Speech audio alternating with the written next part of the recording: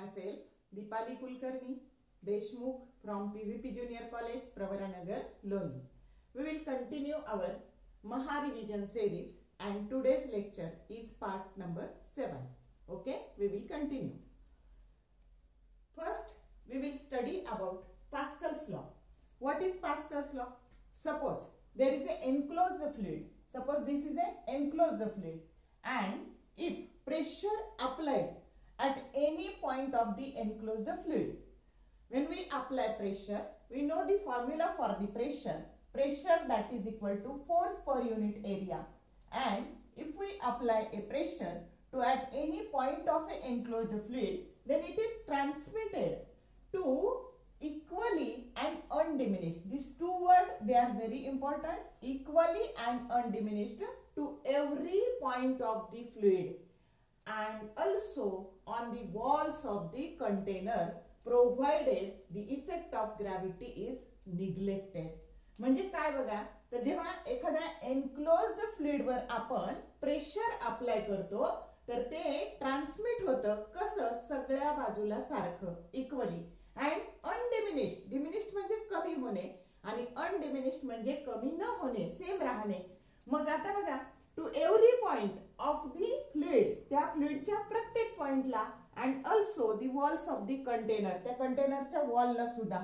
मग आता बघा आपलं आणि इफेक्ट ऑफ ग्रॅव्हिटी हा कसा घ्यायचा आहे, निग्लिजिबल. म्हणजे काय बघा, तर P1 that is equal to P2, आधीचं प्रेशर आणि नंतरचं प्रेशर.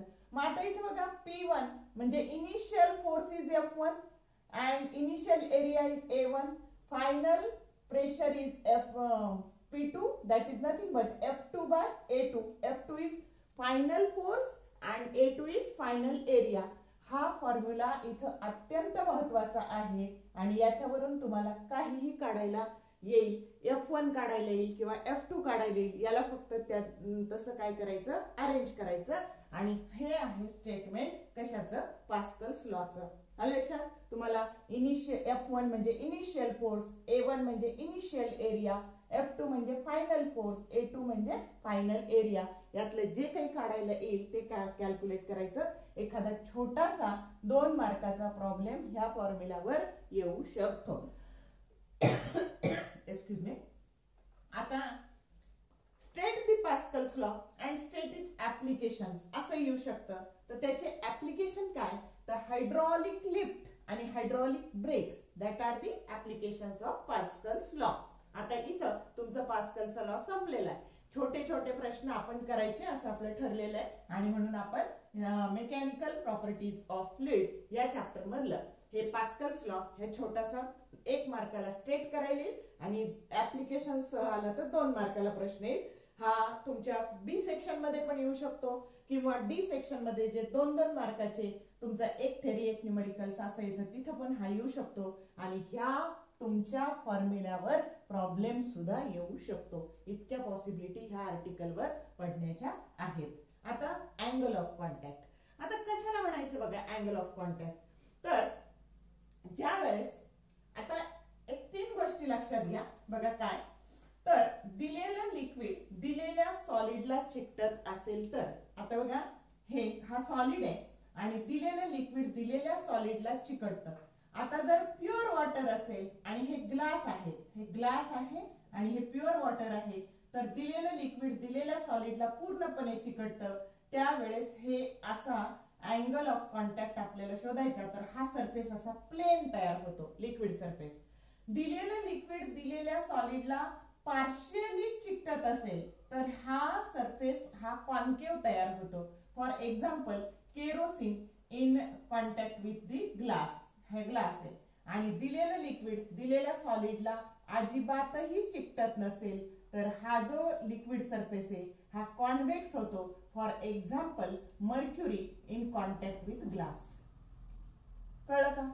मग आता बघा इथं जर आपण टँजंट काढायची म्हटलं तर या पद्धतीने आपण आता इथं जर टँजंट काढायची at the point of contact जर टँजंट काढायची तर ही अशी काढावी लागेल.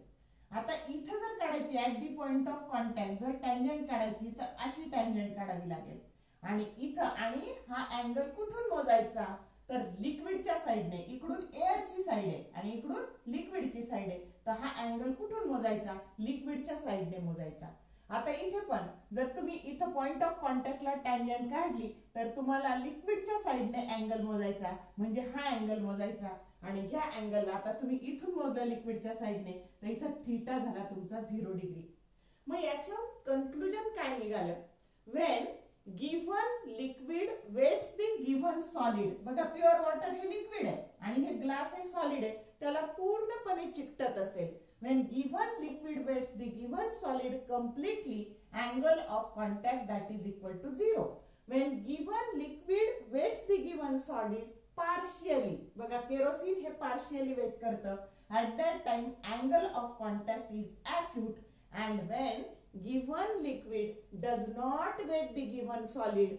angle of contact is obtuse for example mercury in contact with glass तर तुम्हाला हा कधी 0 आहे हा कधी ऍक्यूट आहे आणि कधी ऑब्ट्यूज आहे हे समजलं का आता आपल्याला डेफिनेशन करायची बघा जेव्हा आपण ह्या अशा लिक्विड मध्ये ही कॅपिलरी बुडवलेली आहे आणि आतमधला त्या जे काही लिक्विड वर चढलं आता हे लिक्विड वर चढणं किंवा मर्क्युरी असेल तर खाली उतरणं याला आपण कॅपिलॅरिटी म्हणतो नंतर आता आपल्याला पुढचा पॉइंट पाहायचाच आहे कॅपिलॅरिटी मग आता बघा तर जेव्हा हा आतमध्ये कॅपिलरीचा हा सरफेस जर कॉन्केव्ह असेल तर ही टँजंट आपण इथं काढली तर अँगल ऑफ कॉन्टॅक्ट हा ऍक्यूट येतो आणि ह्या लिक्विड मध्ये जर आपण हे बुडवलं कॅपिलरी जर डीप केली आणि हा कॉन्व्हेक्स असेल तर अँगल ऑफ कॉन्टॅक्ट हा काय येतो ऑब्ट्यूज येतो मग आता बघा हा अँगल ऑफ कॉन्टॅक्ट म्हणजे काय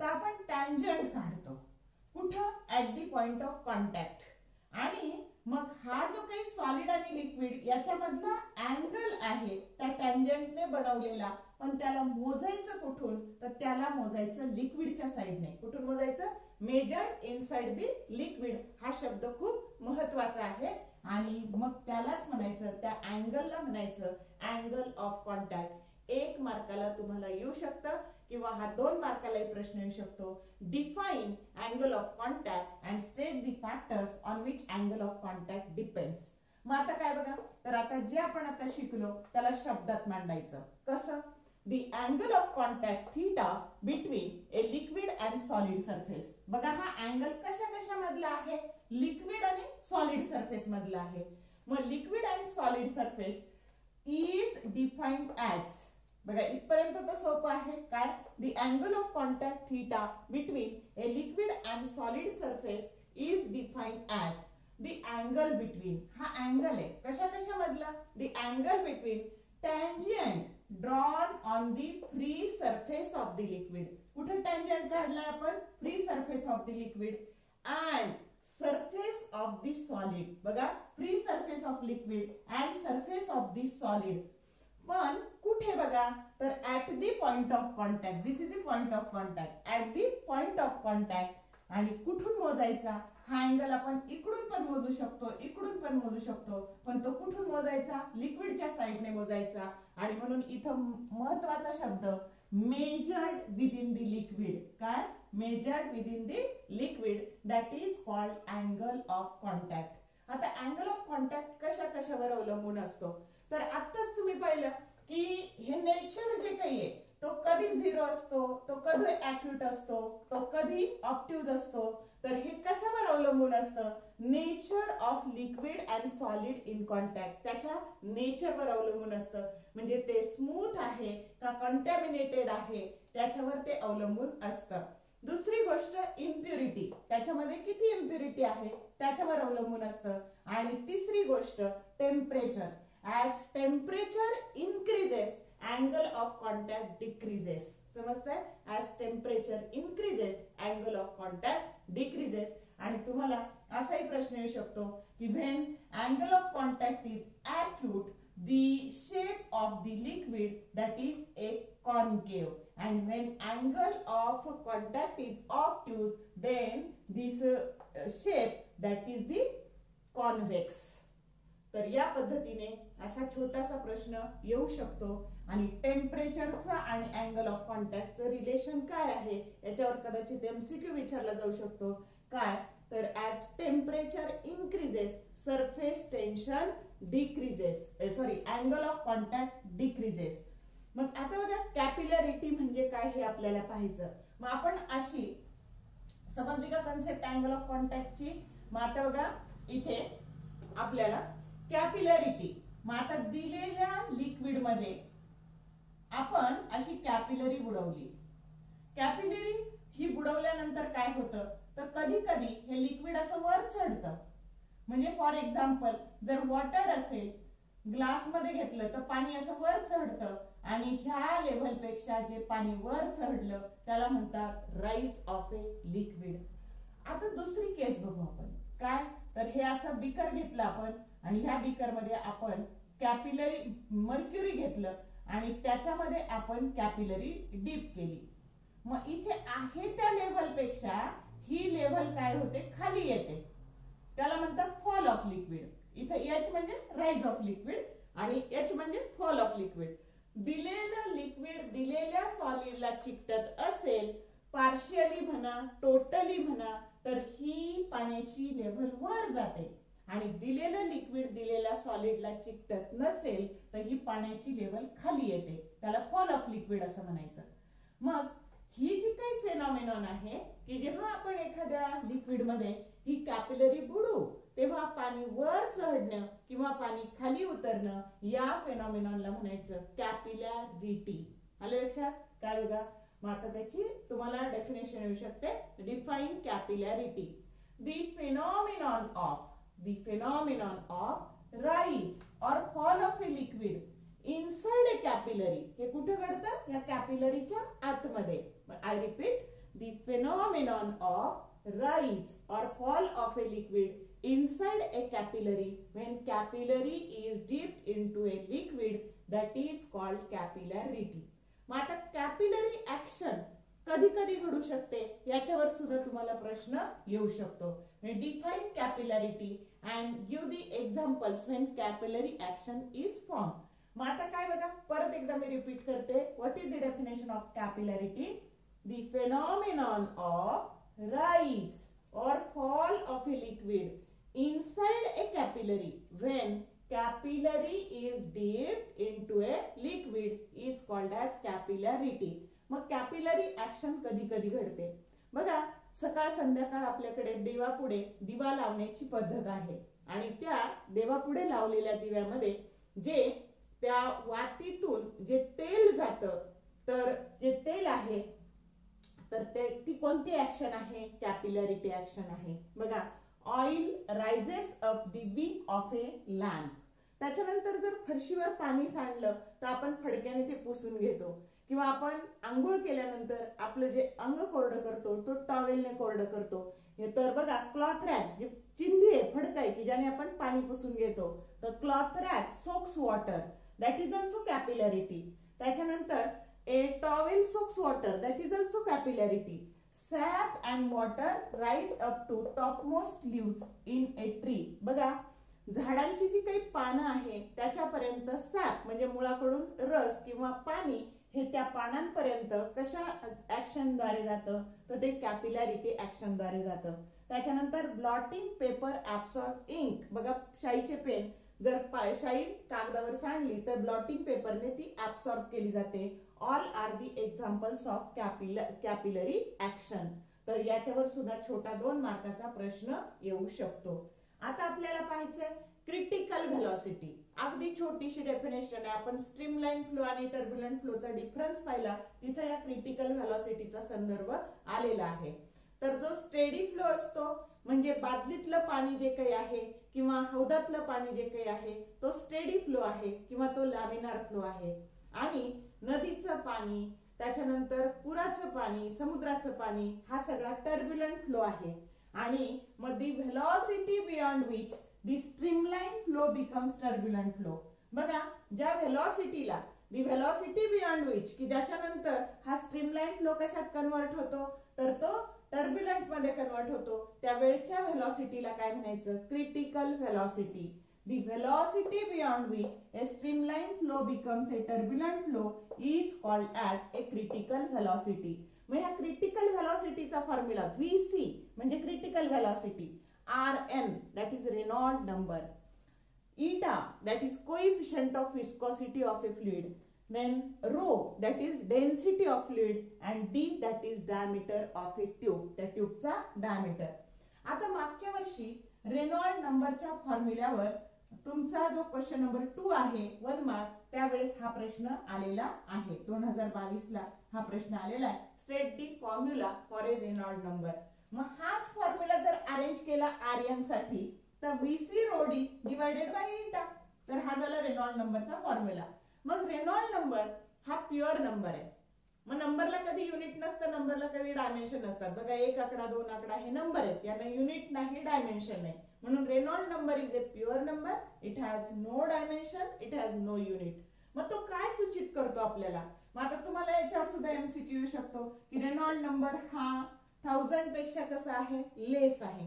मग त्यावेळेस फ्लो कसा असतो, तर तो फ्लो स्ट्रीमलाईन असतो. म्हणजे हा नंबर ठरवतो की रेनॉल्ड नंबरवरून ठरतं की फ्लो कसा आहे, तो स्ट्रीमलाईन आहे का तो टर्ब्युलंट आहे का तो अनस्टेडी आहे. बघा Reynold number is less than 1000, the flow is streamline flow. When Reynolds number is greater than 2000, then the flow is turbulent, and when Reynolds number is in between 1000 to 2000, flow is unsteady, that it changes from streamline to turbulent. Understood? That in this manner, this Reynolds number indicates the nature of the flow. Either it is streamline, either it is turbulent, or it is unsteady. Understood? Then the surface tension. बघा जसं angle of contact कशा कशावर depend आहे, तसं surface tension कशा कशावर depend आहे. तर सेम फॅक्टर आहे, लक्षात ठेवायला एकदम सोपं. तर अँगल जसा अँगल ऑफ कॉन्टॅक्ट इम्प्युरिटी आणि टेम्परेचर आणि नेचरवर अवलंबून आहे, तर त्यातले हे दोनच फक्त लक्षात ठेवायचे की सरफेस टेन्शन हे कशा कशावर अवलंबून आहे. तर सरफेस टेन्शन हे इम्प्युरिटी आणि टेम्परेचरवर अवलंबून आहे. बघा लक्षात ठेवायला किती सोपं आहे की अँगल ऑफ कॉन्टॅक्ट पण या दोन्हीवर अवलंबून आहे आणि सरफेस टेन्शन सुद्धा याच्यावर अवलंबून आहे. तुम्हाला प्रश्न विचारला जाऊ शकतो, state the factors on which surface tension depends, or state the factors on which angle of contact depend, both depends on impurity and temperature. And same relation, as temperature increases, surface tension decreases. मग आता बघा temperature increase होत चाललं आणि surface tension decrease होत चाललं. मग या पद्धतीने मग हे कमी कमी होत जाईल, हे टेम्परेचर वाढत चाललं, सरफेस टेन्शन डिक्रीज होत चाललं. समजा असं एक हायेस्ट टेम्परेचर आहे आणि त्या टेम्परेचरला तुमचं सरफेस टेन्शन 0 होईल. बघा हे सरफेस टेन्शन आहे आणि हे टेम्परेचर आहे. As temperature increases, surface tension decreases आणि ते कमी कमी होत ज्या टेम्परेचरला हे सरफेस टेन्शन 0 होतं त्या टेम्परेचरला म्हणतात क्रिटिकल टेम्परेचर. काय? The temperature at which surface tension of a liquid that becomes 0, that temperature is called as critical temperature. त्याला कोणतं टेम्परेचर म्हणायचं? Critical temperature. आणि लक्षात ठेवायला किती सोपं आहे बघा, अँगल ऑफ कॉन्टॅक्ट कशा कशावर अवलंबून आहे, तर इम्प्युरिटी आणि टेम्परेचर, आणि सरफेस टेन्शन सुद्धा कशा कशावर अवलंबून आहे, इम्प्युरिटी आणि टेम्परेचरवर अवलंबून आहे. आणि मग याच्यामध्ये बघा जर फक्त इम्प्युरिटीचे 3 प्रकार पडतात. Impurity is completely soluble, impurity is partially soluble and impurity is insoluble. तर फक्त इम्प्युरिटी जर सोल्युबल असेल तर मात्र तुमचं सरफेस टेन्शन हे इन्क्रीज होतं आणि जर तुमची इम्प्युरिटी ही पार्शियली किंवा कम्प्लिटली इनसोल्युबल असेल तर सरफेस टेन्शन हे डिक्रीज होतं. आलं लक्षात? त्याच्यानंतर as temperature increases, surface tension decreases. मग आता बघा तुमची आई जर सणाच्या वेळेस आपला दसरा असेल, दिवाळी असेल तर आपण सगळे कपडे घरातले धुवून काढतो आणि ते धुवून काढलेले कपडे धुताना ती गरम पाण्यात ते बुडवते, डिटर्जंट टाकते आणि बुडवते. आता डिटर्जंट ही इम्प्युरिटी कशी आहे? इनसोल्युबल आहे. आणि टेम्परेचर म्हणजे गरम पाणी म्हणजे टेम्परेचर इन्क्रीजेस. ह्या दोन्ही गोष्टीमुळे काय झालं तर ही जी काही इनसोल्युबल इम्प्युरिटी आहे आणि टेम्परेचर वाढलेला आहे त्या दोन्हीमुळे सरफेस टेन्शन हे डिक्रीज होतं आणि त्याच्यामुळे तुमच्या याला जर काही डाग असतील कपड्याला वगैरे तर ते सहजासहजी निघून जातात. हे त्याच्या मागचं कारण आहे. तर या पद्धतीने हे अँगल ऑफ कॉन्टॅक्ट, त्याच्यानंतर surface tension depends on this two thing, capillarity, capillary action, या सगळ्या छोट्या छोट्या गोष्टींवर तुम्हाला प्रश्न विचारला जाऊ शकतो. समजलं का? आता पुढचा भाग आपल्याला पाहायचा आहे.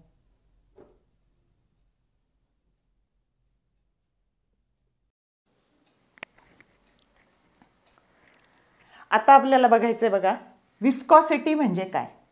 तर मी कालच तुम्हाला सांगितलं की जर दोन सॉलिड एकमेकाला घासले तर त्याच्यामध्ये जे फ्रिक्शन असतं त्याला आपण फ्रिक्शन तर त्यांच्यामध्ये फ्रिक्शन असतं. आणि तसंच जर दोन फ्लुइड घासले, फ्लुइडचे लेअर एकमेकात घासले तर त्याला आपण काय म्हणतो? विस्कॉसिटी. म्हणजे viscosity that is nothing but A fluid friction. म्हणजे दोन लिक्विडचे लेअर घासले, दोन गॅसचे लेअर एकमेकात घासले तर त्याला आपण काय म्हणतो? Fluid friction. That is nothing but viscosity. आणि जो हॉरिझॉन्टल फोर्स असतो त्या दोन्हींमध्ये त्याला म्हणायचं viscous force. And that is nothing but that opposing force that is called as viscous drag. त्याला काय म्हणायचं? Viscous drag. म्हणजे हा हॉरिझॉन्टल असतो. मग आता बघा त्या विस्कॉसिटीची डेफिनेशन काय करायची. तर viscosity is a property of fluid. हे फ्रिक्शन कोणामध्ये होतं? फ्लुइडमध्ये. म्हणजे दोन लिक्विडचे लेअर घासले किंवा दोन गॅसचे लेअर घासले तर viscosity is the property of fluid by virtue of which the relative motion between different layers of a fluid that experience a dragging force. त्यांना एक्सपिरियन्स होतो कशाचा? तर ड्रॅगिंग फोर्सचा. And that force is called as viscous drag. त्या फोर्सचं नाव काय असतं? जो हॉरिझॉन्टल फोर्स त्याच्यामध्ये आहे त्याला कोणता फोर्स म्हणायचं? Viscous drag. मग आता पुढची कन्सेप्ट बघा. तुम्हाला 1 मार्काला डेफिनेशन येऊ शकते. Define velocity gradient. मग आता हे जे डिफरंट लेअर आहे, समजा ह्या लेअरची व्हेलॉसिटी आहे 10 मीटर पर सेकंड, ह्या लेअरची आहे 9 मीटर पर सेकंड, याची आहे बघा 8 मीटर पर सेकंड, याची आहे 4 मीटर पर सेकंड, या पद्धतीने. मग हा स्टेशनरी लेअर आहे, हा खालचा फिक्स लेअर, याला काय म्हणायचं? Stationary layer. आणि याचं डिस्टन्स सुद्धा फिक्स आहे बघा. तर हा लेअर x मायनस dx इतक्या अंतरावर आहे, हा x इतक्या अंतरावर आहे की ज्याची व्हेलॉसिटी v आहे. त्याच्यानंतर हा v प्लस dv व्हेलॉसिटी असणारा जो लेअर आहे तो x प्लस dx इतक्या अंतरावर आहे. मग किती अंतरात किती व्हेलॉसिटी बदलली? अंडरस्टूड? त्याला काय म्हणायचं? Velocity gradient. बघा dv म्हणजे चेंज इन व्हेलॉसिटी आणि dx म्हणजे चेंज इन डिस्टन्स. आणि म्हणून the rate of change of velocity with distance, पण कुठून? Measured from stationary layer, that is called as a velocity gradient, or velocity gradient is defined as the rate of change of velocity with distance measured from a fixed layer, that is nothing but this stationary layer. मग आता बघा ह्या dv bye velocity gradient चं unit काय येईल? तर व्हेलॉसिटीचं unit आहे metre पर second आणि याचं dx अंतराचं युनिट आहे मीटर. मीटर मीटर कॅन्सल झालं. 1/s means second inverse, that is nothing but second raised to -1, that is the SI unit of velocity gradient. हे झालं SI unit of velocity gradient. मग आता बघा इथं हा जो काही फोर्स आहे तर तो जेव्हा कोएफिशियंट ऑफ विस्कॉसिटी आपल्याला शिकायची तर इथं जो कोणता फोर्स येणार आहे त्याला काय म्हणायचं? तर viscous force, that is nothing but viscous drag. आणि तो जर तयार व्हायचा असेल तर सगळ्यात आधी तिथं व्हेलॉसिटी ग्रॅडियंट तयार व्हावा लागतो. विस्कस फोर्स जर तयार व्हायचा असेल तर तिथं व्हेलॉसिटी ग्रॅडियंट तयार व्हावा लागतो. आणि म्हणून जर हे दोन लेअर एकमेकाला घासले तर जो हॉरिझॉन्टल फोर्स आहे तो तयार होईल कधी? व्हेलॉसिटी ग्रॅडियंट तयार झाला तर. आणि म्हणून मग आता हे पाहण्यापूर्वी आपल्याला आता कोएफिशियंट ऑफ विस्कॉसिटी इटा ही टर्म पाहण्यापूर्वी आधी आपल्याला पाहायचं आहे न्यूटन्स लॉ ऑफ विस्कॉसिटी. आता काय बघा, परत ह्या चॅप्टरमध्ये खूप सारे छोटे छोटे लॉ आहेत. तर कोणताही लॉचं तुम्हाला स्टेटमेंट येऊ शकतं, सगळ्या लॉचे स्टेटमेंट चांगले करायचे. मग आता न्यूटन्स लॉ ऑफ विस्कॉसिटी, मग हा विस्कस फोर्स आहे तर हा कशाच्या डायरेक्ट प्रपोर्शनमध्ये बदलतो? तर एरिया, आणि तो it is also directly proportional to velocity gradient. आणि त्यालाच म्हणायचं Newton's law of viscosity. Newton's law of viscosity states that viscous force is directly proportional to the area of the layer and it is also directly proportional to the velocity gradient. या स्टेटमेंटला म्हणायचं Newton's law of viscosity. आता coefficient of viscosity. Now to remove this proportionality sign, we have to put constant and that constant is eta and this eta is called as coefficient of viscosity. त्या इटाला काय म्हणायचं? Coefficient of viscosity. मग त्याचा formula काय येईल बघा, F divided by, आता हे इथे आले बघा, तर कोएफिशियंट ऑफ विस्कॉसिटी हे इथे ठेवलं, ह्या टर्म ट्रान्सफर झाल्या, तर viscous force per unit area per unit velocity gradient. म्हणजे कोएफिशियंट ऑफ विस्कोसिटीची व्याख्या पण आपल्याला या फॉर्म्युलावरून करता येईल. नेहमी डेफिनेशन स्टेट करताना लिहिताना फॉर्म्युलाकडून स्टेटमेंटकडे जायचं. आले लक्षात? मग आता बघा इथं काय दिसतं, coefficient of viscosity is defined as, हा कोण आहे? Viscous force. विस्कॉसिटीमध्ये आलेला आहे म्हणून कोणता? विस्कस फोर्स भागिलेला म्हणायचं per unit. Viscous force per unit area per unit velocity gradient. आता त्याचं जर SI युनिट घ्यायचं झालं तर मी इथं वरती लिहिते बघा, तर कोएफिशियंट ऑफ विस्कॉसिटीचं SI युनिट, फोर्सचं SI युनिट न्यूटन, त्याच्यानंतर एरियाचं मीटर स्क्वेअर आणि याचं तुम्ही आताच पाहिलं की हे शिल्लक राहणार आहे तुमचं dV/dx म्हणजे सेकंड इनव्हर्स आहे हे, आणि म्हणून हे जर वरती गेले तर न्यूटन सेकंड पर मीटर स्क्वेअर हे झालं त्याचं SI युनिट कोएफिशियंट ऑफ विस्कॉसिटीचं. आणि इथे पाहायचं आहे आपल्याला स्टोक्स लॉ.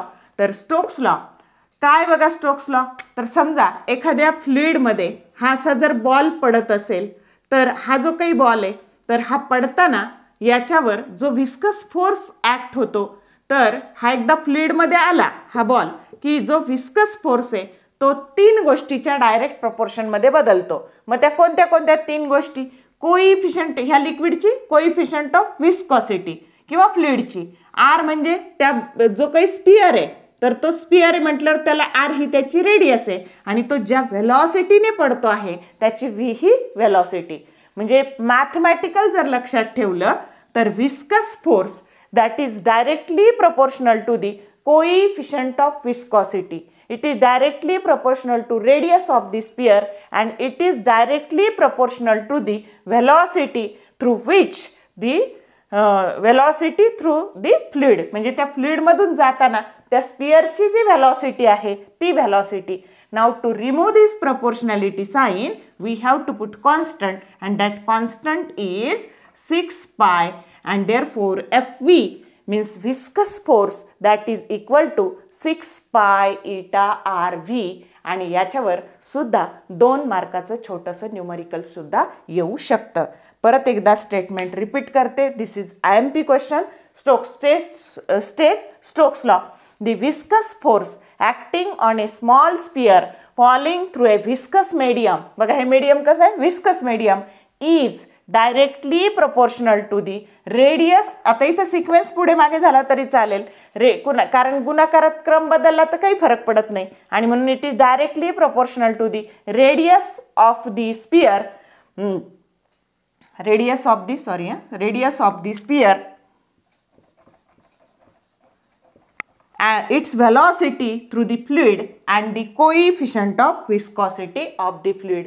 म्हणजे बघा विस्कॉसिटीची कन्सेप्ट आली तर तिथं विस्कस ड्रॅग येतो, विस्कस ड्रॅग आला तर व्हेलॉसिटी ग्रेडियंट येते, व्हेलॉसिटी ग्रेडियंट आलं तर न्यूटन्स लॉ ऑफ विस्कॉसिटी तयार होतो. म्हणजे हा विस्कस फोर्स व्हेलॉसिटी ग्रेडियंटमुळे तयार होतो आणि ह्या न्यूटन्स लॉ ऑफ विस्कॉसिटीतून कोएफिशियंट ऑफ विस्कॉसिटी तयार होते आणि ह्या कोएफिशियंट ऑफ विस्कॉसिटीतून पुढं स्टोक्स लॉ तयार होतो. ह्या सगळ्या अशा एकातेत गुंफलेल्या टर्म आहेत. आलं का लक्षात?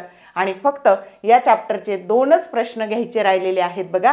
तर टर्मिनल व्हेलॉसिटीचं डेरिवेशन पण ते ऑलरेडी मागच्या वर्षी येऊन गेलेलं आहे आणि आता फक्त Laplace's law for a spherical membrane हा प्रश्न येण्याची शक्यता आहे. त्याचं डेरिवेशन तुम्ही आता 3 मार्काला ते तुम्ही सेल्फ प्रिपेअर करा किंवा त्याचे ॲटलिस्ट फॉर्म्युले करून घ्या की PI minus P0 that is equal to 2T/R हे बबलसाठी असतं आणि जिथे जिथे सोप सोल्युशन येईल तिथे तिथे त्याला डबलने मल्टिप्लाय करायचं, म्हणजे Laplace's law for a spherical membrane.